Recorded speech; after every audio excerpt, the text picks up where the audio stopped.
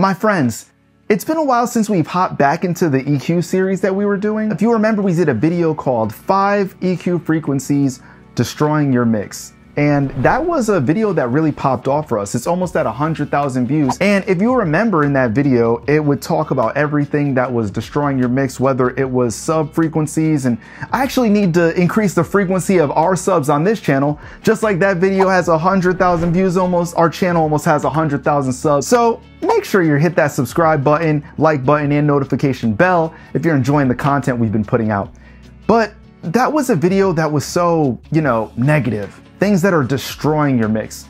Let's talk about some ways that we could save your mix. Let's take this into a positive light because there are 5 major frequency areas. We have our bass area, low mids, mid-range, high mids, and of course our highs. And we're gonna go through each one of these and the problems that happen in these areas that we can fix pretty easily, and I'm gonna tell you guys how we're going to fix them as we go to literally save your mix. Let's get straight into that. As we go through this video, we're going to be using JST EQ because it's going to be able to help in all the aspects of demonstrating the problem areas that you might come up with. So the first thing we're going to talk about is the bass area. And this consists of 2 different frequency areas. Technically, you could say the sub bass area and the bass area. Not going to do another sub transition. We're going to talk about this. Sub area is from 20 to 60 Hertz. And there's going to be 2 main things that sit in this area for us, right? We're going to have our kick and our bass. And of course, there's going to be some other things that kind of clash with this. So the first thing we're going to do to make a nice clean sub area for ourselves is we're going to high pass the guitars and the vocals. We want to cut off anything that's under at least 80 Hertz here, just so that we have that space for ourselves to then deal with the sub information, because most of that's just going to be like rumble or odd sounds that aren't supposed to be there anyways. Now, after we've done that, we just have to deal with the kick and the bass and bass drops if we have that in here. And the main thing to think about here is, what do we want to be the main thing for our sub information? Do we want it to be the bass or do we want it to be the kick drum? After you pick that in your mix, it's really easy, because what you should do is you should kind of cut that area on one of those instruments, and you have to decide whether you want it to be kick or you want it to be bass. So you can then high pass one of those and the other one's going to shine through and kind of hold your mix down. I'm going to show you an example of that.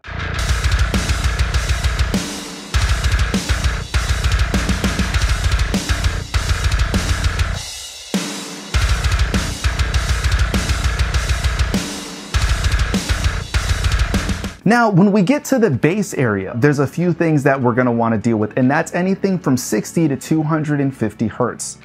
What do we have in this area? You're going to have things like kick drum, bass once again, and like a low floor tom. But when we deal with this, the easiest thing is to do side chaining. Now, to side chain, we want to side chain the kick to the bass so that every single time the kick is hitting, that it's going to make the bass duck. That way we don't have 2 frequencies that are fighting each other.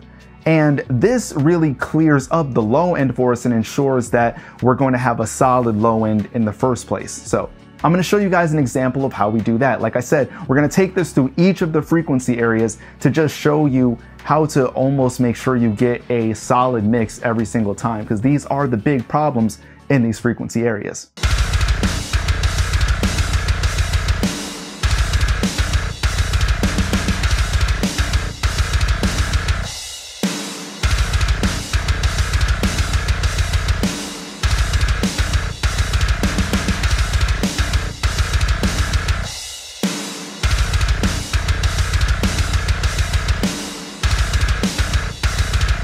See, by side chaining, how those 2 started to work together and how it really cleared the rest of the area up. Now, one extra thing, if you are still dealing with problems at this point, you really shouldn't have to deal with problems at this point, but if it's still feeling kind of muddy down there, you can always get rid of some of the middle on the guitars up to 200 Hertz. Not something that you have to do, but that's just if you're still having problems. Now, we're in the low mid area, and the first thing we want to think about is what? 250, 500 Hertz. That means we're going to be dealing with basically bass, toms, all the muddy stuff inside of a mix that usually causes ear fatigue or is what we classify as the mud, right? The easiest way to save this area from having problems in rock music is really by using a crossover on the bass. And the way that you would do this is actually explained in a video that we have, low mids that are destroying your bass tone. That video is also almost on its way to 100,000. The channel's doing well. Like we're on our way now, we're on our way. But if you remove the mud from that area in the bass, it's actually going to open up things in the guitars. It's going to leave space for other stuff that is happening down there. And I'm going to show you guys right now in a mix by doing the crossover frequency on a bass, how that opens that area up.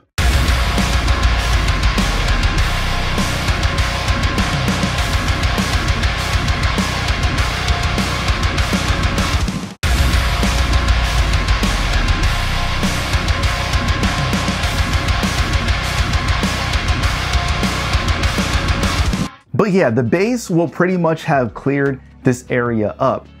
If there is still a problem, you can do some light EQing to the guitars, but I almost like to think that once you've done this, that's never an issue anymore. And I'm trying to give you guys things that are going to solve an issue, not something that is a sometimes fix, something that if you're having a problem, this will at least be a way that you can fix it. But yeah, we're talking about mid-range now. I don't typically do anything with the cymbals here. I kind of let those live, because there's usually not too many problems I have with them at this area. That's for the next area. The main problems you're gonna have is vocals and guitars clashing with each other.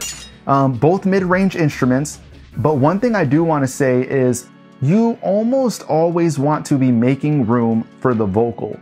It's very few times that a distorted guitar in this area is going to be more important than a vocal. So let's listen to a song where these might be clashing a little bit, and we're just going to EQ within that area by pulling down and cutting a little bit to make room for that vocal. And if we feel like a cut is too much, we can use some dynamic EQ. That's going to be a way of making it so that when the vocals aren't happening, that guitar remains untouched. So let's dig into one and see what we come up with.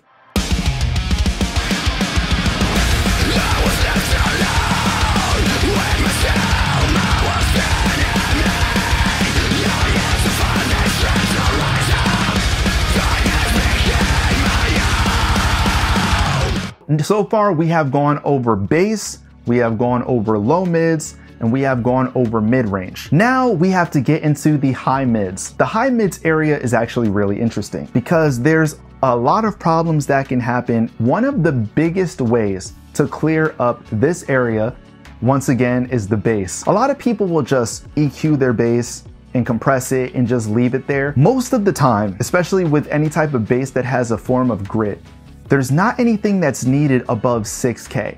Somewhere between 5 and 6K is a sweet spot that will open up a mix in the high mids. So I'm gonna show you an example of that because that tends to be a problem that a lot of people aren't aware of, because you don't lose much by taking that out in your mix, but what you do gain is clarity.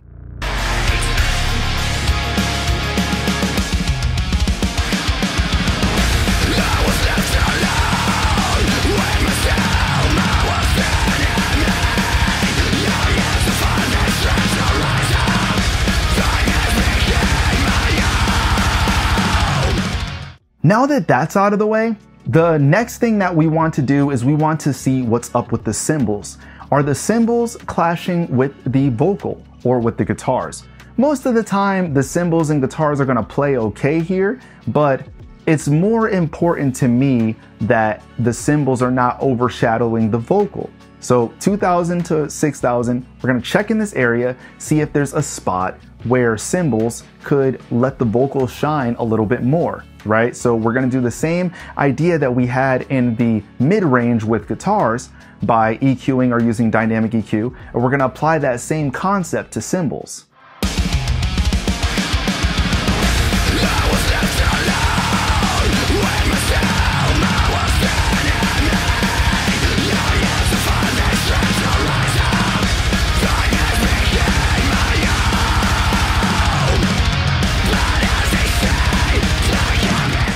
Now, do you see how doing that with cymbals really made space for that vocal? It's kind of wild to me how these simple frequency areas being brought together and showing what clashes where can really just open up a mix. And now we have to get into the next area, because, well, I do also want to say sometimes with keyboards you have to do a similar thing, but try to remember this. No instrument is ever going to be more important than the vocal is.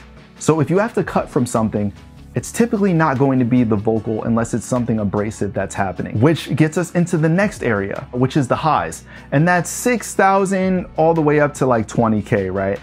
What are the things we could do to save this area and give clarity to our mix? Well, one of the first things to do, check for sibilance in this area. You want to find and look for any area that seems like it's too like hissy. Most of the time it's gonna be 6,000, sometimes 5,500, 6,500, but typically in this area, we're gonna find some sibilance. And when you're compressing really heavily, those S's get enhanced. So after you do your compressing, you're gonna wanna do a little bit of de-essing.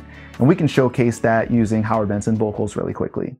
So don't complain, cause you don't walk in my shoes. You wouldn't last a day, cause all you ever do is hide away. So tell me, how tough is your spine? But let's say there's no vocals and your mix is still sounding like there's way too much going on in that present brilliant area. First thing you want to do is you want to start low passing those guitars. Somewhere between 10 and 12K, cut everything above off. That is eating up a ton of space in that area, and it's ruining a lot of the clarity and shimmer that could be coming from something like cymbals or something like vocals if you have a high shelf going on.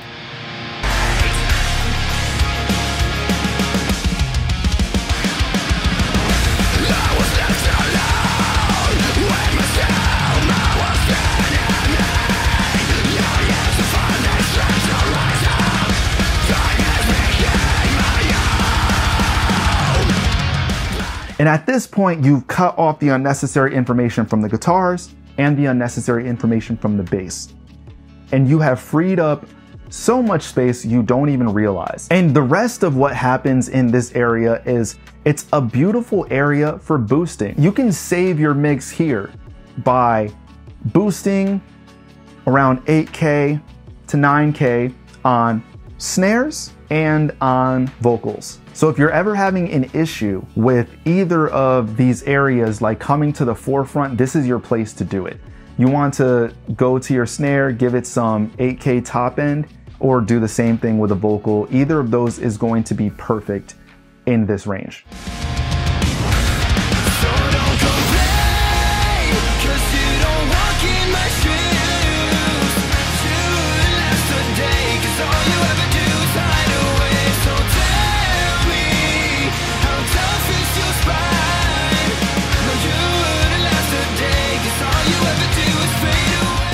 So just to clarify, we went over bass, which included sub bass and bass, low mids, mid-range, high mids, and your highs.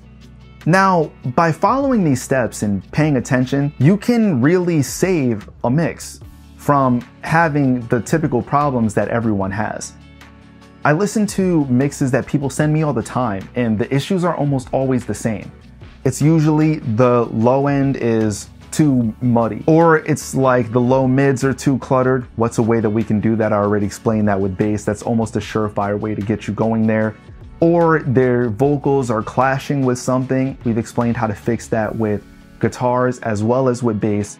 And sometimes the vocal's not pushing out to the front too much, or the snare is getting buried in the mix. We have gone over all of these things, and hopefully you guys learned a little something by watching these examples and seeing some things that we're doing with JST EQ. Just grab your copy of JST EQ, you know, it's in the link in the description below. And it's one of my favorite EQs. I mean, I've been using it. I used to use FabFilter Pro Q3 for a bit, but I've actually become more accustomed to using this one. You guys can download a trial and kind of see why. But other than that, I feel really happy about this video, and I think it's gonna help a lot of you out if you're still experiencing these issues. And I'm glad we were able to do something a little bit more positive, a little bit more like, let's save this thing, let's fix this thing, and a less like, this is what's ruining everything you have, you know? Just want to see how it does. I don't know what it's going to do for the YouTube algorithm, or if saying YouTube algorithm too many times lowers your views. I guess we're gonna find that out in this video too. Anyways, leave it in the comments below if you guys learned something. Are these practices that you've typically followed? Did you learn something in this video that no one's ever said before? Leave it in the comments below and I'll chat with you fine people like I always do.